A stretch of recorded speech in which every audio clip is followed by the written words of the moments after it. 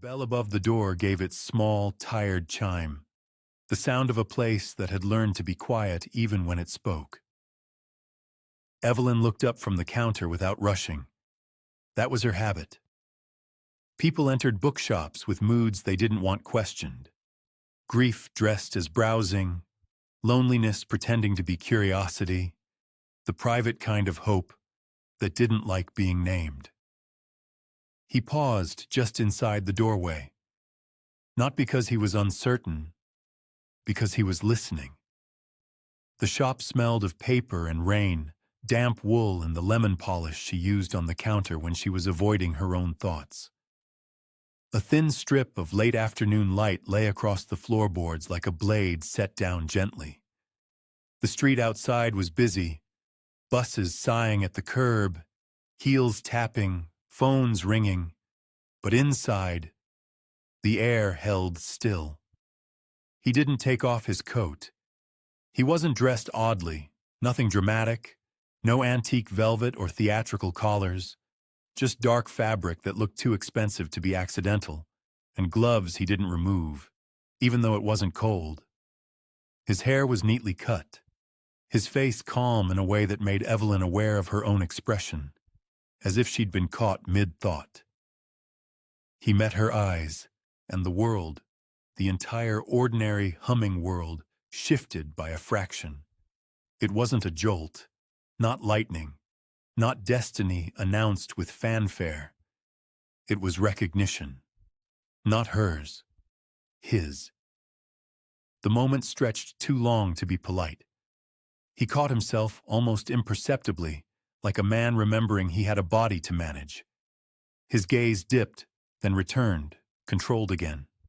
His posture remained easy, but there was tension under it. A restraint so practiced it felt like instinct. Evelyn had seen that in people before, men who were trying very hard to appear harmless. It never meant they were. "Hi," she said, because she was not the kind of person who let silence make decisions for her. His voice, when it came, was low enough that it didn't travel beyond the counter. "Hello." One word, and Evelyn felt the shape of it in her chest, as if it had found a place there on purpose. He didn't smile. Not unfriendly. Just careful. As though smiling would be an intimacy he hadn't earned. Evelyn glanced down at the book in her hands, a hardback she'd been pricing, and realized she'd stopped breathing properly. "Can I help you find anything?" she asked. His eyes moved slowly over the shop, the shelves, the handwritten category cards, the small table of staff picks near the window, the battered armchair in the corner that people always meant to sit in and rarely did. Then back to her. "I'm not sure," he said. "Most people aren't," she replied, before she could stop herself. "It's why they come in here." Something flickered in his face then. Not amusement. Not exactly. More like a memory passing close to the surface. He stepped further inside. Evelyn watched his hands as he moved, gloved, still, and tried to decide whether she was being ridiculous. He was just a man in a bookshop. He wasn't doing anything wrong. He hadn't said anything unsettling. He stopped in front of the table display, picked up a novel with a torn dust jacket, turned it in his hands as if he knew the weight of books better than the world wanted him to. "You've arranged them by ending," he said. Evelyn blinked. "By what?" He tilted the book slightly, showing the small card she'd tucked beside the stack. Happy, bittersweet, ruinous. No one ever noticed those cards unless they were paying very close attention.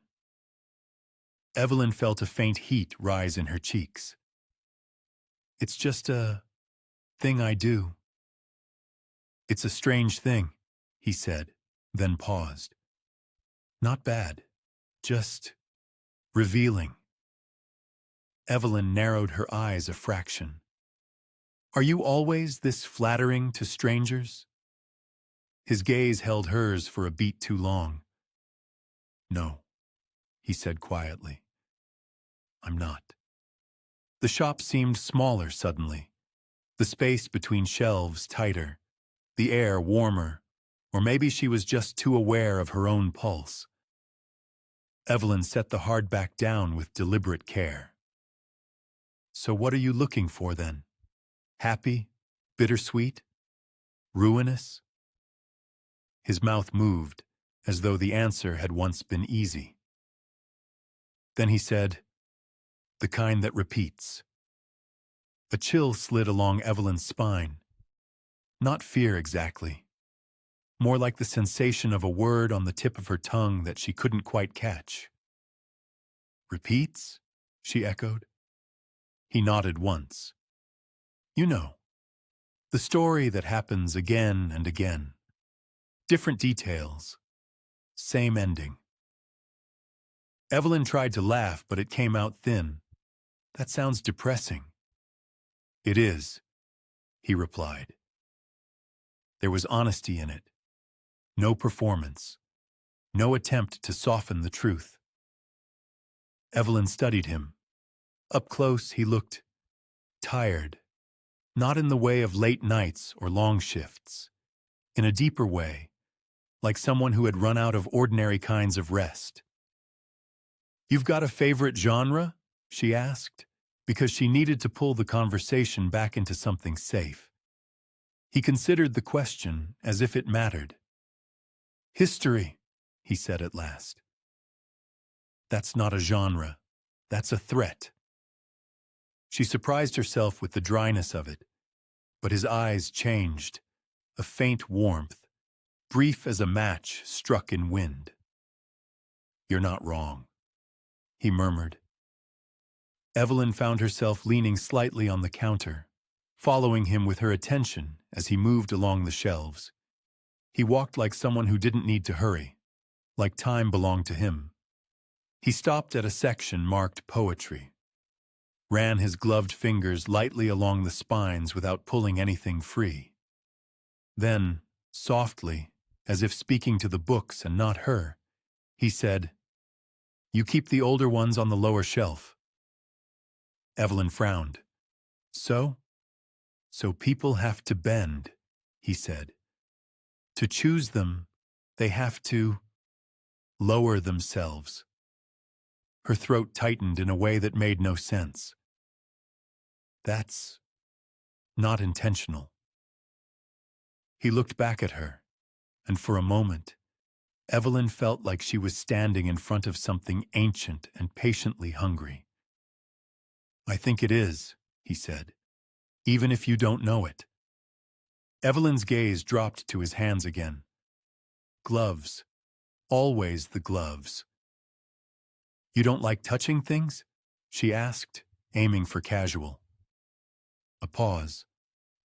Then he said, I don't like forgetting myself. She swallowed. That's dramatic. His eyes lifted, steady and unreadable. Is it? Evelyn didn't answer because she didn't know how. Because there was something about him that made her want to speak honestly and lie at the same time. He returned to the table and set the novel down precisely where he'd found it. What's your name? He asked. The question should have been normal, simple. It wasn't. Evelyn felt it in her ribs, as if her body had recognized the shape of it. The way you recognize a song you haven't heard since childhood and can't explain why it matters. Still, she gave him the truth, because she didn't know how not to. Evelyn, she said. His face didn't change, but his eyes did. A tightness there, like pain held behind polite glass, something old and sharp and deeply, impossibly tender. He repeated it, almost soundless. Evelyn. Evelyn forced herself to breathe. And you are? He hesitated. It was the first human hesitation she'd seen from him, and it made her heart stutter. Then, carefully, as if laying a blade on a table, he said, Dante. The name landed with weight. Evelyn didn't know why it made her want to step back or closer. Dante, she repeated, testing it. His gaze dropped to her right hand. Evelyn followed it without thinking. A small cut across her knuckle, the one she'd gotten earlier, opening a box of donated books. It had stopped bleeding. She'd forgotten it existed. Dante hadn't. You should clean that, he said quietly. It's nothing. His eyes lifted again, and this time the restraint in him felt like a physical thing, pulled tight. It's never nothing, he murmured. The words shouldn't have meant anything, yet they hit Evelyn like a memory. She stared at him across the counter, a stranger in dark clothes, in an ordinary bookshop, on an ordinary afternoon, and felt the unmistakable sensation of standing at the edge of something she couldn't yet see. Outside, the city carried on. Inside, the air held its breath. Dante's voice came again, softer than before. Do you believe in old stories, Evelyn? She should have said no. She should have laughed. Instead, she heard herself answer honestly. I think, she said, they believe in us. For a moment, he looked as though he might reach for her hand. He didn't. He stepped back instead, the movement controlled, as if it cost him. Then be careful, he said. With what? His gaze held hers for one last beat, heavy with warning and something dangerously close to longing. With me. And then he turned and walked out into the noise of the street, leaving the bell to chime behind him as if nothing had happened at all. Evelyn stood very still, her fingers curled against the counter, watching the door. Her knuckle throbbed faintly, and for the first time, she could not remember what her life had been like before he entered. Dante did not stop walking until the noise of the city swallowed him whole. He moved with the crowd, allowed himself to be jostled, brushed, inconvenienced, small violences that reminded him he still occupied a physical shape. The street smelled of petrol and rain, warmed stone, of coffee and metal and human warmth. Too much of it. Always too much. He kept his hands in his pockets. The gloves stayed on. Only when he reached the river did he slow. The water moved with the patient certainty of something that would outlast them all. It always did. He rested his forearms on the cold railing and stared down at the dark surface, letting the city pass behind him like a memory he didn't intend to keep. Evelyn. Her name still lingered in his mouth, an echo he hadn't invited. He closed his eyes. He had not expected it to hurt like this. Not so quickly, not so sharply. Usually there was distance. Usually there was time before recognition became dangerous. He had learned to sense the approach of each new life like weather rolling in from the horizon. This time, it had been immediate. The moment she looked up from the counter, something ancient in him had recoiled, not in fear, but in grief. The kind that came from knowing the ending before the story dared to begin. She was different. They always were. Same soul. Never the same woman. And yet, always the same. He pressed his tongue to the roof of his mouth, grounding himself. The hunger stirred in response, irritated by proximity, by restraint, by the fresh, vivid pulse of her life. He ignored it. He had ignored worse. He could still feel the bookshop if he allowed himself to focus. The quiet. The way the air had seemed to recognize her before he did. The careful order of the shelves, arranged not for efficiency, but meaning. She had built a place for stories that ended badly and loved anyway. Of course she had.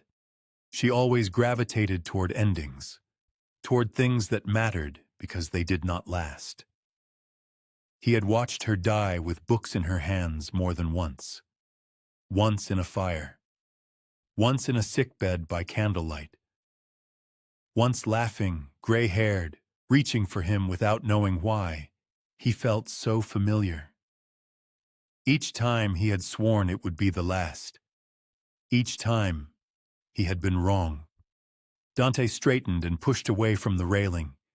He didn't need to breathe, but he drew air into his lungs out of habit. A useless echo of a function his body remembered, even when his heart did not. He catalogued the encounter the way he always did, clinically, as if that might drain it of meaning. She had not recognized him. Good. She had not been afraid. Worse. She had cut her hand. Unacceptable. The image rose unbidden, the thin line of red against her skin, bright and alive. The way his attention had locked onto it before he could stop himself. The way the hunger had answered, sharp and immediate, furious at being denied. He had left before it could make demands. That was new. Usually he stayed long enough to be sure. To convince himself the pattern remained intact. To watch the inevitable unfold with the dull acceptance of someone who had seen this ending too many times to pretend surprise. This time he had fled. Evelyn locked the door twice. She'd never done that before. Not in the 6 years she'd owned the shop. Once had always been enough. Tonight, her hand lingered on the key, turning it back and forth as if the mechanism might argue with her. The streetlights flickered on, bathing the pavement in amber. The cafe next door was still open, steam fogging its windows, laughter spilling out in bursts. Ordinary, comforting. She should have gone home. Instead, she moved slowly through the shop, straightening things that didn't need to be, aligning stacks, adjusting a display card that was already straight. The silence pressed in now that the city had retreated behind glass and brick. Her eyes kept drifting to the table by the window. The book he'd picked up was still there. Evelyn crossed to it and lifted it carefully, as if the pages might bruise. The cover was worn smooth at the corners, the title faded by decades of handling. She didn't remember placing it there. That bothered her more than it should have. She opened it at random. The page fell easily beneath her thumb, as though it had been waiting. Some stories return not because they are unfinished, but because the ending was never the point. Evelyn's breath caught. "That's ridiculous," she murmured, though she didn't close the book. She'd read enough to know coincidence was a weak explanation when something felt this deliberate.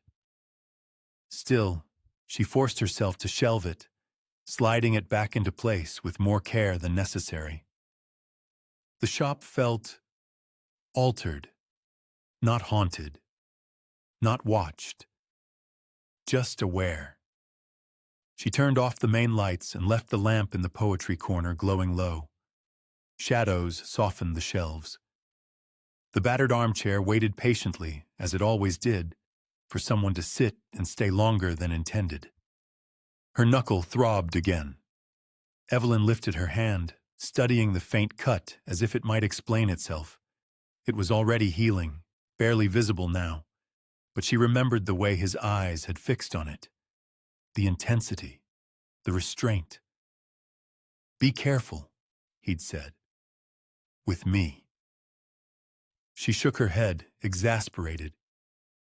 "You don't even know him." And yet. She grabbed her coat, switched off the lamp, and paused at the door, listening. The city hummed on the other side. Traffic, voices, life insisting on itself. For a fleeting, unreasonable moment, she thought she might open the door again. She didn't. Dante's apartment was dark when he returned from the council chambers. The lighting came up as he crossed the threshold, soft and automatic, as if the space itself had learned to anticipate him.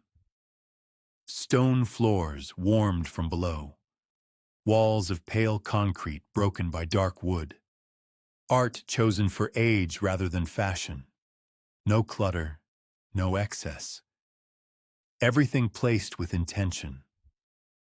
Luxury had never been about pleasure. It was about control. He removed his coat and gloves with precise care, setting them aside on a chair that cost more than most people's cars and meant nothing to him at all. He didn't pour himself a drink. He didn't need the theater of it. Tonight had required enough performance.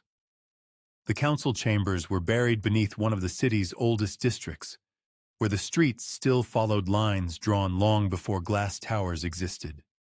No candles, no velvet, no Gothic nonsense. Power like theirs didn't need symbols. They sat around stone and glass and old agreements. They spoke in calm voices while the world above remained blissfully unaware. Dante had spoken little. He didn't need to. When the chamber finally fell silent, it wasn't the debate they waited for. It was his decision to answer, or not. He had left without giving them more than necessary. Not because he feared them, because there were limits to what even he could endure without consequence.